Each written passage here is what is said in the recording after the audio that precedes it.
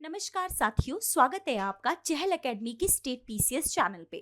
दोस्तों, इस वाली सीरीज में हम लोग बात कर रहे थे 17th बीपीएससी के मेंस एग्जाम की। और आज बीपीएससी ने अपने मेंस एग्जाम को लेकर जो डेट है उस डेट को भी नोटिफाई कर दिया है, जिसमें आपका ये एग्जाम 25 अप्रैल 2025 से शुरू हो रहा है। इट मीन्स कि अभी आपके पास नियरली 65 डेज के अराउंड आपके पास जो है वो टाइम अभी है।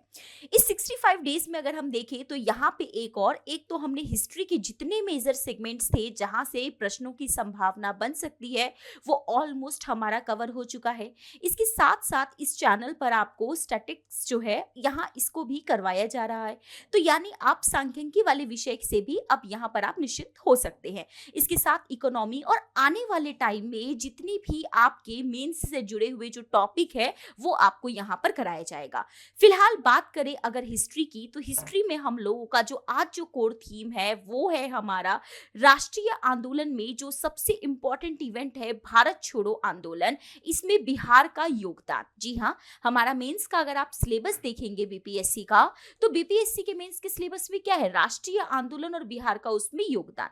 तो इन राष्ट्रीय आंदोलनों में हमने 1857 की क्रांति से लेकर यहाँ पर जो है रॉलेट सत्याग्रह, उसके बाद हमने असहयोग आंदोलन, सविनय अवज्ञा आंदोलन और इन सब में बिहार का क्या योगदान था इसको देखा था। अब बात करें हम भारत छोड़ो आंदोलन की, तो भारत छोड़ो आंदोलन की पृष्ठभूमि की पहले हम एक बार बात कर लेते हैं कि इसका बैकग्राउंड कैसे जो है वो इमर्ज होकर आता है।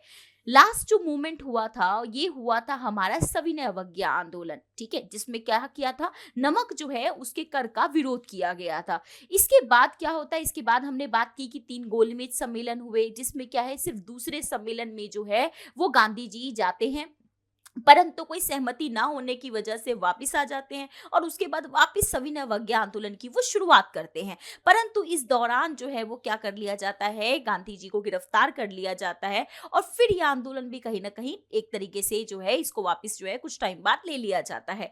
खैर, उसके बाद गांधी जी कुछ समय बाद फिर से जेल से आते हैं और रचनात्मक सुधार कार्यक्रम जो है वो उसकी श्रृंखला चल रही होती है। 1939 का वो टाइम आता है जब यहाँ पर दुनिया जो है वो दूसरे विश्व युद्ध में जो है वो लिप्त हो जाती है। सेकेंड वर्ल्ड वॉर का टाइम। इस सेकेंड वर्ल्ड वॉर में अगेन 2 ग्रुप्स हैं।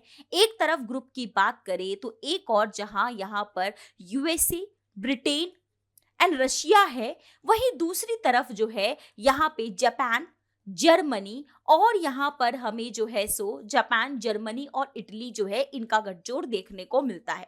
अब ऐसे में जब यहाँ पर ब्रिटेन जब विश्व युद्ध में अपनी यहाँ पर सीधी भागीदारी निभा रहा है, उसको आवश्यकता इस बात की है कि उसे भारतीयों का सहयोग प्राप्त हो, लेकिन वो यहाँ पर बिना भारतीय नेताओं के परामर्श के ही भारतीय सैनिकों को यहाँ पर युद्ध में जो है वो ले जाता है, जिसका हमारे भारतीय जो नेता होते हैं वो इसका व्यापक तौर पर विरोध करते हैं। लेकिन इस टाइम पर देश में स्थिति ऐसी है कि 2 धाराएं हैं। एक है कि युद्ध का क्या किया जाए, विरोध जो है युद्ध में जो है जो भारतीय सैनिकों की हिस्सेदारी है उसका जो है वो विरोध किया जाए, ठीक है। और दूसरा जो धारा है वो इस बात को मान रहा है कि ये इस वक्त सबसे अच्छा मौका है क्योंकि ब्रिटेन जो है वो खुद युद्ध में लिप्त है, तो ऐसे में यहाँ पर जो है हम अपने यहाँ जो है वो विद्रोह को अपने यहाँ पे अंग्रेजों के विरुद्ध विद्रोह करके यहाँ पर उनसे सत्ता छीन सकते हैं। ये जो दूसरा है इसके जो नेतृत्व है वो यहाँ पे सुभाष चंद्र बोस कर रहे हैं, लेकिन पहला जो है जिसका नेतृत्व यहाँ पे कांग्रेस कर रही है, उनका ये मानना है कि देखो चूंकि ये जो विरोध है जो हम कर रहे हैं वो इसलिए कर रहे हैं कि पहली बात ब्रिटेन जो है वो भारतीय सैनिकों को बिना भारतीयों के इजाजत के युद्ध में लेके जा रहा है। दूसरा, ब्रिटेन का तर्क ये है कि वो युद्ध इसलिए कर रहा है सो दैट यहाँ पर दुनिया में क्या हो, लोकतंत्र की, मानवाधिकार की, इन सब की जो है सुरक्षा हो सके। क्यों? क्योंकि यहाँ पर जर्मनी में जो है वो नाजी अत्याचार और इटली में जो है हम मुसोलिनी फांसीवाद, इसको नाजीवाद और फांसीवाद को खत्म किया जा सके।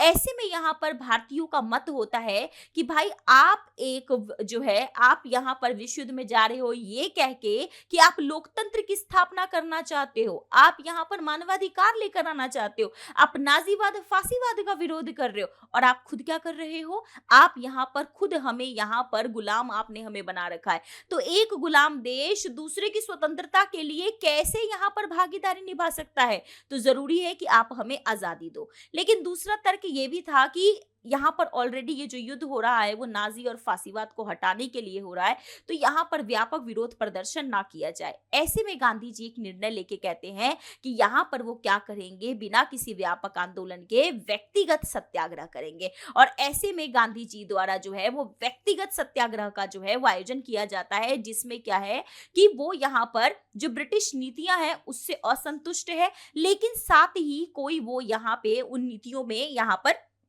अपना जो है वो उसका कोई ऐसा उस युद्ध में जो है जो ब्रिटिश जो यहाँ पर भागीदारी अपना निभा रहे हैं उससे वो यहाँ पे उनका जो है एक तरीके से जो है वो क्या कर रहे हैं, यहाँ पर उन नीतियों के प्रति अस्पष्टता है, लेकिन साथ ही वो ये चाहते हैं कि युद्ध में किसी तरीके से जो नाजीवाद है और फासीवाद है उसको भी आगे ना बढ़ाया जाए। तो इस तरीके से वो यहाँ पे अपना समर्थन दे रहे होते हैं। इनके साथ जो है आगे हम देखते हैं विनोबा भावे हैं, जवाहरलाल नेहरू हैं, ये सब आके इनके साथ सत्याग्रही बनते हैं। खैर ये प्रक्रिया आगे चलती है और यहाँ पर जो ब्रिटिशर्स हैं उनके ऊपर भी अंतर्राष्ट्रीय दबाव आना शुरू हो जाता है कि भाई क्या करो, भारत में भारतीय ये जो विरोध प्रदर्शन हो रहा है, इन विरोध प्रदर्शनों को देखो, भारतीयों को भी स्वशासन दो, इनको भी आजादी दो, इनकी जो है सबसे बड़ी बात इनकी सहमति लेकर आओ, सो दैट यहाँ पर जो भी भारतीय सैनिक आ रहे हैं उसमें इनका जो है एक सहमति हो। अब जब ब्रिटेन के ऊपर इस चीज का दबाव पड़ता है तो वो यहाँ पर जो है वो कहता है कि भाई आप सहमति दो, हम यहाँ पर जो है आपको आजादी दे देंगे या इसके लिए कुछ नीति बनाएंगे, और वो यहाँ पर क्रिप्स मिशन का गठन करता है। परंतु जब ये क्रिप्स मिशन यहाँ पर आता है तो वो यहाँ पे बात करता है कि भारत को जो है वो डोमिनियन स्टेटस दिया जाएगा। गांधी जी कहते हैं देखो ये पोस्ट डेटेड चेक है भाई, बैंक में जिस डेट तक का चेक रहता है उसी टाइम पे आप जाके पैसा निकाल सकते हो ना, उसके बाद जाओगे तो क्या होगा, उसका तो कोई वैल्यू नहीं रहेगा। डोमिनियन का मुद्दा तो बहुत पुराना हो गया, अब हमें स्वतंत्रता से कम कुछ भी स्वीकार नहीं है। और इसी संदर्भ में 8 अगस्त 1942, अब हम आगे आ गए हैं घटनाओं में, 1942 में बंबई के ग्वालियर टैंक में महात्मा गांधी यहाँ पर कहते हैं कि क्या है कि भाई अब जो है मैं आप लोगों को एक मंत्र दे रहा हूं। अब क्या है, अब यहाँ पे हमें स्वशासन, हमें स्वराज्य, इसे स्वतंत्रता, स्वाधीनता, इससे कम कुछ भी स्वीकार नहीं है। स्वाधीनता से कम कुछ भी स्वीकार नहीं है। या तो अब हम स्वतंत्रता लेंगे या फिर इस स्वतंत्रता की चाह में लड़ते हुए मर जाएंगे। और वहीं पर इनका मूल मंत्र होता है करो या मरो, इसका वो नारा देते हैं। इतनी बात हम लोगों ने समझ ली। और इसी संदर्भ में अब यहाँ पर क्या हो रहा होता है, अगले ही दिन 9 अगस्त को यहाँ पर, अगले दिन 9 अगस्त 1942 को पूरे भारत में जो है यहाँ पे क्या है, क्विट इंडिया मूवमेंट, भारत छोड़ो आंदोलन जो है उसकी शुरुआत हो जाती है।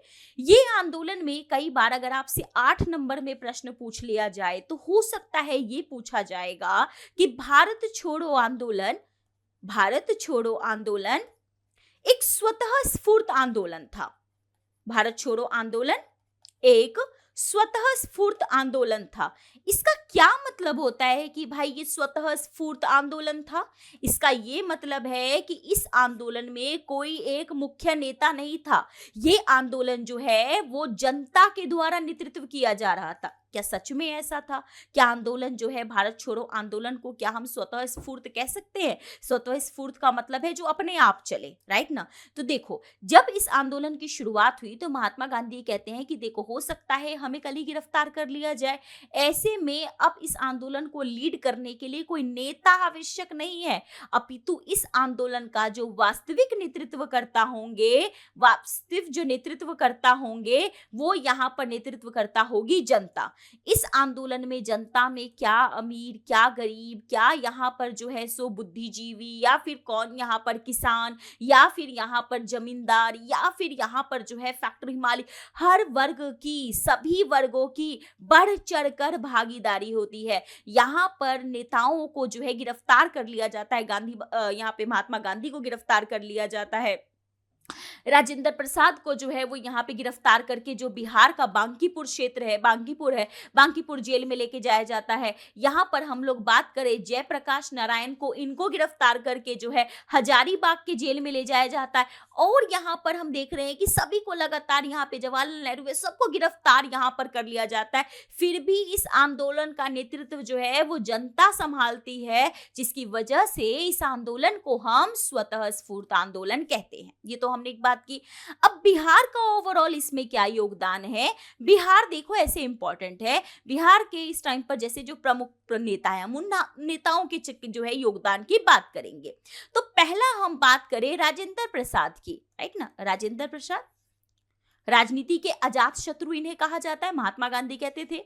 भारत के हमारे पहले राष्ट्रपति, राइट, हमारे संविधान सभा के अध्यक्ष, ठीक है, बिहार के गौरव। राजेंद्र प्रसाद यहाँ पे एक चीज कहते हैं, देखो जब हमने शुरू में भी बात की थी कि जब विश्व युद्ध हो रहा है ना तो दो गुटों में है, एक तरफ तो अमेरिका ब्रिटेन है, दूसरी तरफ कौन है यहाँ पर? जापान, इटली और जर्मनी। तो जापान जो था ना वो क्या कर रहा था, वो भी यहाँ पे इंडिया पे अटैक करने के प्लान में था, सो दैट वो यहाँ से ब्रिटेन को खदेड़ सके। अब यहाँ पर राजेंद्र प्रसाद बहुत सीधा सीधा कहते हैं कि चाहे भारत में, ठीक है, भारत में जो भी हावी होगा, चाहे वो जापान हो या फिर ब्रिटिश, हम उसका विरोध करने के लिए तैयार हैं। भारत में कोई भी हावी होगा, चाहे वो ब्रिटिश हो, चाहे वो जापान हो, हम भारतीय उसका विरोध करने के लिए तैयार हैं। और इसी तैयारी में आगे चलकर क्या है, हर जगह पे सारी गतिविधियों को रोक दिया जाता है। जनता जो है वो क्या करती है, यहाँ पर रोड्स को, हर चीज को जाम कर देती है। जो यहाँ पे सार्वजनिक उद्यम होते हैं उनको तोड़ा जाता है, सार्वजनिक यातायात को ठप कर दिया जाता है। और इस संदर्भ में ब्रिटिश भी क्या करते हैं, इस आंदोलन को जो है कंट्रोल करने के लिए बहुत सख्त जो है वो दमन की कार्रवाई करते हैं। उसको जो है यहाँ पर क्या करते हैं, इसको बहुत कठोरता से, बहुत निर्ममता से इस विद्रोह को दबाने का प्रयास करते हैं।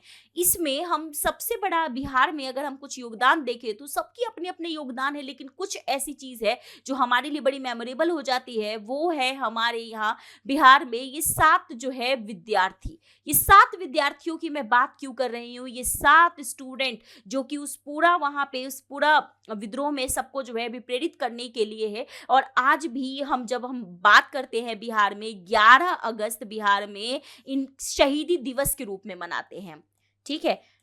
किसके रूप में? शहीदी दिवस के रूप में। देखो देश में ओवरऑल शहीदी दिवस किस किस फॉर्म में मनाया जाता है, एक तो है कि हमारा महात्मा गांधी का जो डे है 30 जनवरी इसको, फिर 23 मार्च को, लेकिन बिहार के परिप्रेक्ष्य में हम बात करें तो 11 अगस्त बिहार में शहीदी दिवस मनाया जाता है। वो इसलिए मनाया जाता है क्योंकि यहाँ पर ये ऐसे, यहाँ पर जो 7 ये जो स्टूडेंट है, ये जो 7 जो छात्र है, ये 10वीं 11वीं 12वीं के छात्र है। और ये यहाँ पर इस विरोध प्रदर्शन में क्या करते हैं, ये यहाँ पर जाते हैं और जो पटना का सचिवालय है वहां पर ये झंडा फहराने के लिए जाते हैं।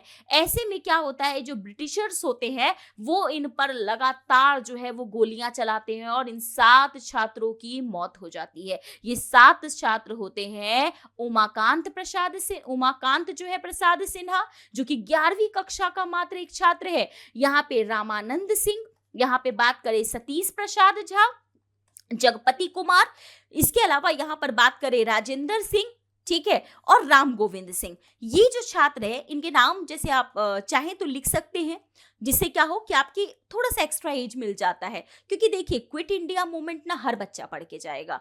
अब क्विट इंडिया मूवमेंट जो बच्चा मेंस लिख रहा है, चाहे उसने पहले तैयारी एसएससी की होगी, दरोगा की होगी या यूपीएससी की होगी, हर बच्चा लिखेगा क्विट इंडिया मूवमेंट। लेकिन आपका आंसर बाकियों से कैसे अलग होगा, जब आप इस क्विट इंडिया मूवमेंट को बिहार के परिप्रेक्ष्य में भी बता पाएंगे, जब आप बता ही पाएंगे कि बिहार ओवरऑल इससे कैसे अफेक्ट और बिहार कैसे इस आंदोलन की तीव्रताओं को बढ़ा रहा है।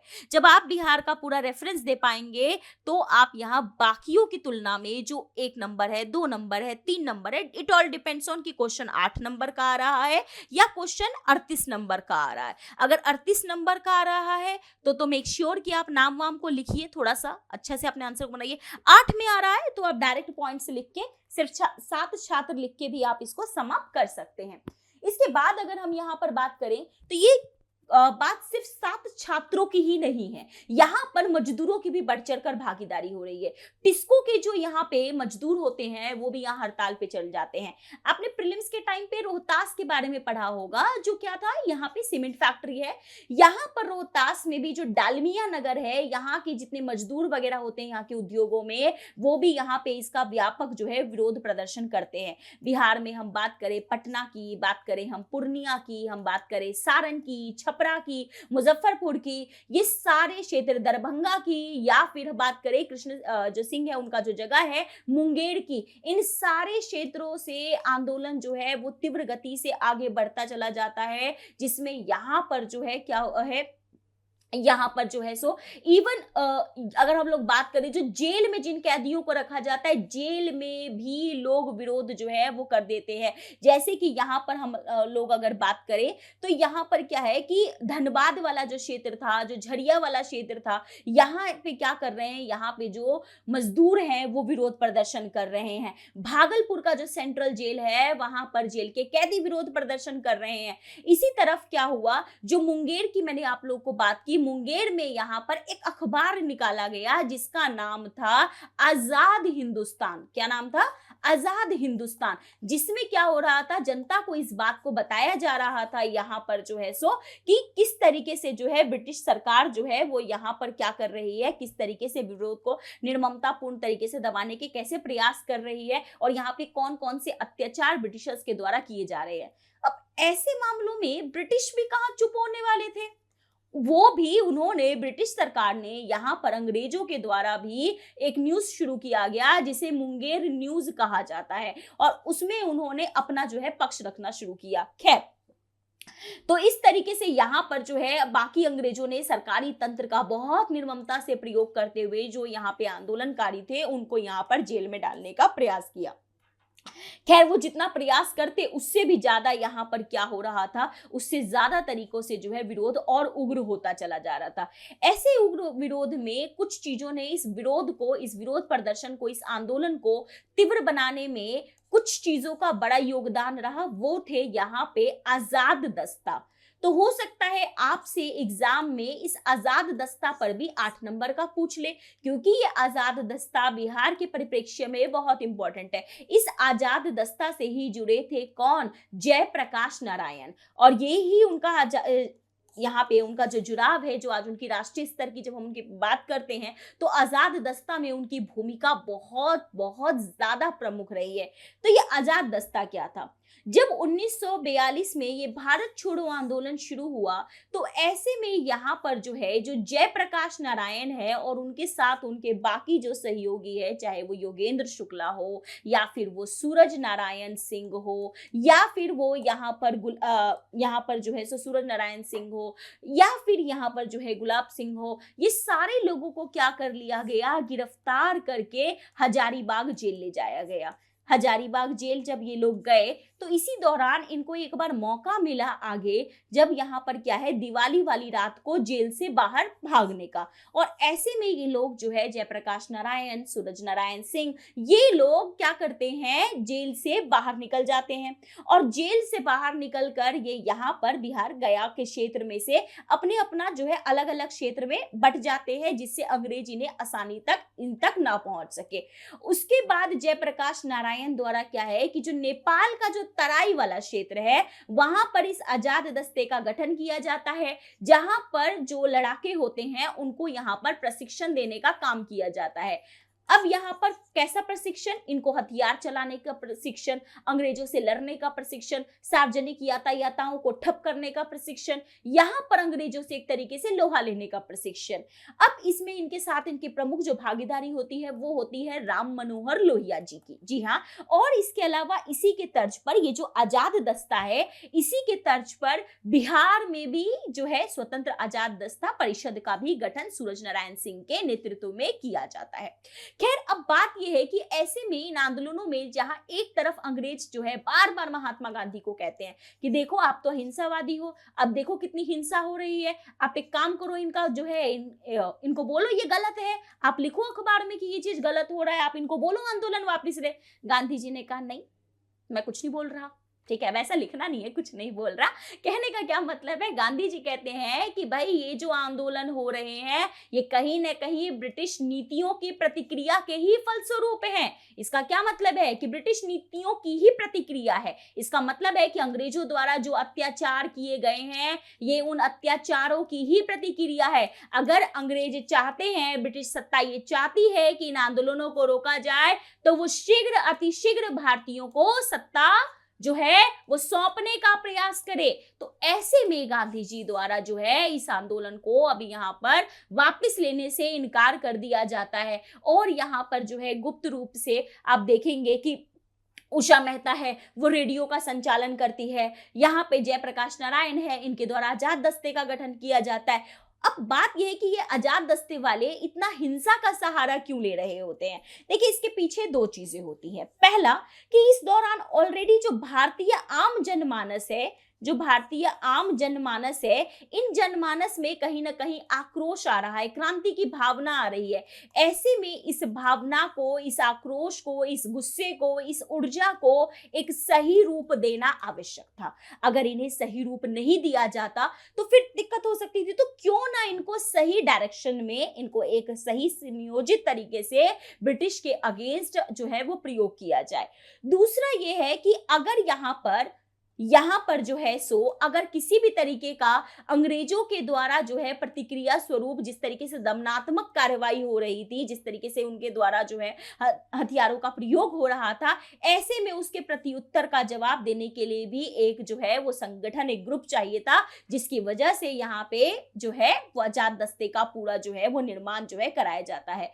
उसके बाद क्या होता है, ये चीजें चल ही रही होती है। लेकिन 1943 में यहाँ पर अब ब्रिटिश सरकार भी समझ गई है कि भाई यहाँ पर अब कुछ करना होगा। वो वायसराय को बदल देती है और अब यहाँ पर वायसराय निर्लिखों के स्थान पर विवेल आ जाते हैं और वो यहाँ पर जितने लोग भी गिरफ्तार थे उन गिरफ्तारी लोगों को जो है वो यहाँ पर क्या है उनको रिहा कर देते हैं। और यहाँ पर जो दमनात्मक जो कार्यवाही है उसमें भी जो है वो कमी आ जाती है। और इसी बीच जो है वो क्या हो रहा है, यहाँ पे जो है वो यहाँ पे कांग्रेसियों को रिहा कर देते हैं और कहते हैं कि भारत में अब जो है वो भारतीयों को शासन जो है सौंपा जाएगा। इसके बाद कैबिनेट मिशन का गठन होता है और भारतीयों को सत्ता जो है वो हस्तांतरण की प्रक्रिया जो है वो क्या कर दिया जाता है, वो प्रक्रिया की जो है अब आगे चलकर जो है वो शुरुआत जो है वो हो जाती है। और फिर उसके बाद आपको पता है कि 1945 में जो है वो फिर से पुनः राजनीतिक प्रक्रिया की शुरुआत है, चुनाव होते हैं और उसके बाद जो है सुशासन जो है वो वापस जो है वो स्टैब्लिशमेंट होता है और एक डिसाइड होता है कि अब क्या कर दिया जाएगा, यहाँ पे जो है भारतीयों को सत्ता जो है वो सौंप दी जाएगी। और इसी के संदर्भ में 15 अगस्त 1947 देश आजाद हो जाता है। लेकिन इस आजाद के साथ एक देश एक बहुत बड़ी कीमत भी चुकाता है और वो है यहाँ पर किसका, भारत का जो है विभाजन। ठीक है, भारत का विभाजन पाकिस्तान के रूप में यहाँ पर जो है सो पाकिस्तान और भारत दो, यहाँ पर भारत से दो एक तरीके से राष्ट्र बन जाते हैं। पाकिस्तान दो प्रांतों में, एक पूर्वी पाकिस्तान एक पश्चिमी पाकिस्तान के रूप में उसका गठन होता है, जिसका पूरे देश में विरोध प्रदर्शन होता है। और बिहार भी इस चीज को इजीली स्वीकार नहीं कर पाता, बिहार भी इस चीज में जो है वो अपनी दुख की संवेदनाओं को व्यक्त करता है। खैर इंडिपेंडेंट एक स्टेट के रूप में फाइनली यहाँ पर 1947 के बाद यहाँ पर जो है वो अब क्या हो चुका है, एक देश का गठन और इस आजाद देश में एक यहाँ पर एक राज्य के रूप में बिहार का अस्तित्व बना पड़ा है। लेकिन इस बिहार का भी आगे चलकर विभाजन होता है कब, 2001 में, जब यहाँ पर 2000 में जब बिहार से झारखंड को अलग कर दिया जाता है। उसके बाद से बिहार की स्थिति अभी वही सेम बनी हुई है। तो ये हमने समझा कि किस तरीके से यहाँ पर जो है ओवरऑल जो है 1942 से बात करें तो उसके बाद आजादी तक का सफर कैसा रहा, इसमें इस क्विट इंडिया मूवमेंट में ओवरऑल बिहार का क्या योगदान रहा। और इसी के साथ हिस्ट्री की ये जो पूरी श्रृंखला थी वो यहाँ पे समाप्त होती है। एक टॉपिक आपका और है जिसके साथ उसके बाद पॉलिटी डायरेक्टली आपकी शुरू की जाएगी, जिसमें है आपके महत्वपूर्ण एक्ट्स। उन एक्ट्स को भी हम कवर अप करेंगे, लेकिन फिलहाल इस वीडियो में यहाँ इतना ही है। Thank you very much. जो भी आपके डाउट्स है let us know in comment section और बाकी इसी तरह की वीडियोस के लिए बने रहे चहल एकेडमी स्टेट पीसीएस के साथ। Once again thank you and जय हिंद।